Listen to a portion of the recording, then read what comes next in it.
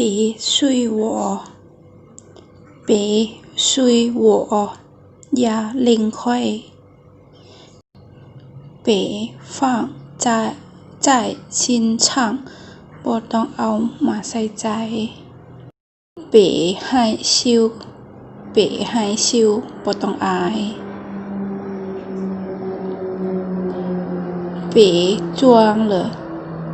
别装了装了แปลว่าเสแสร้งบ่ต้องเสแสร้งละประมาณนี้เนาะ表里不一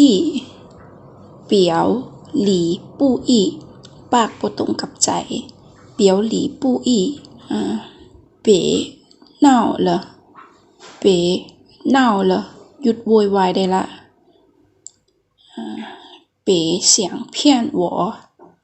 别想骗我แปลว่าอยากได้คิดมาตัวค่อย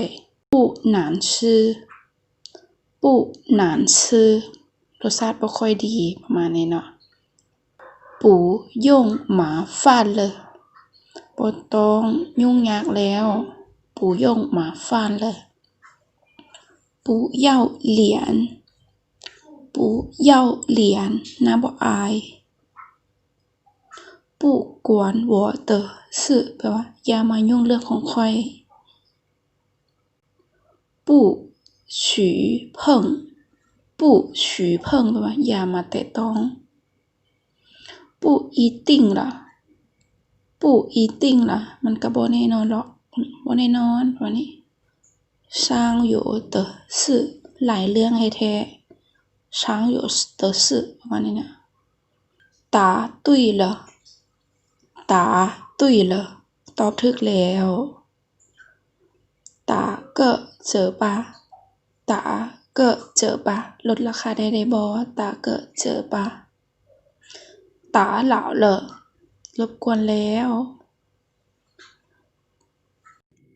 得了吧得了吧เฮอนา都是你害的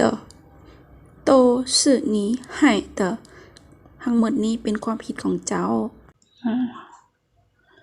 放手一下放手一下放手一下ผ่อนคลายการช่วยเตียนการช่วยเตียนเว้ามาตรงๆเว้ามาดีๆประมาณนี้เนาะ过了过了แปลว่าพอแล้ว很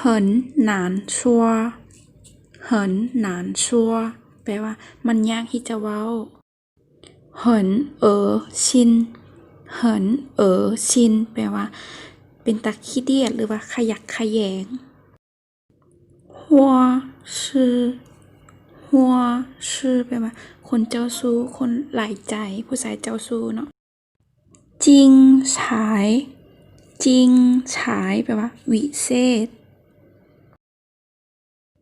จิ๋วเจ๋อย่าง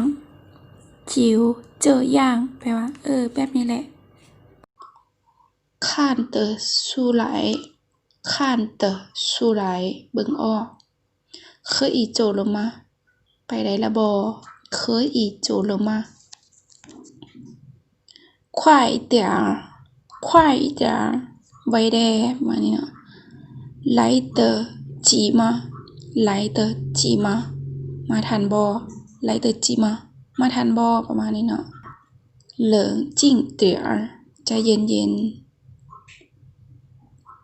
มาฮูแปลว่าประมาณมาฮูส่งหมายอีส่งอีหมายอีส่งอีซื้อ1แถม1你不想画了你不想画了เจ้าอยากตายแล้วว่ะหนีการประมาณนี้เจ้ากล้าวะประมาณนี้เนาะ你会后悔的แล้วเจ้าจะเสียใจ你会后悔的你急什么你急什么เจ้าฟ้าวอย่างเจ้า你输了เจ้าแพ้แล้ว你输了怪不得บนหน้าสมพอประมาณนี้นะกล้วยพุเตอร์ล่ะสมพอหั่นแหละประมาณนี้นะ你觉得呢เจ้ารู้สึกแนวใด你认错人了你认错人了เจ้าจำผิดคนแล้ว你撒谎你撒谎เจ้าคิดตัว你说的容易你说的容易เจ้าเว้าง่ายเนาะ你说了算你说了算เจ้าเว้าแล้วก็แล้วปะ你喜欢就好你喜欢就好แปลว่าเจ้ามักก็ดีแล้ว你信不信啊你信不信啊เจ้าเฮ็ดได้บ่ล่ะ你有意见吗เจ้ามีความคิดบ่เห็นบ่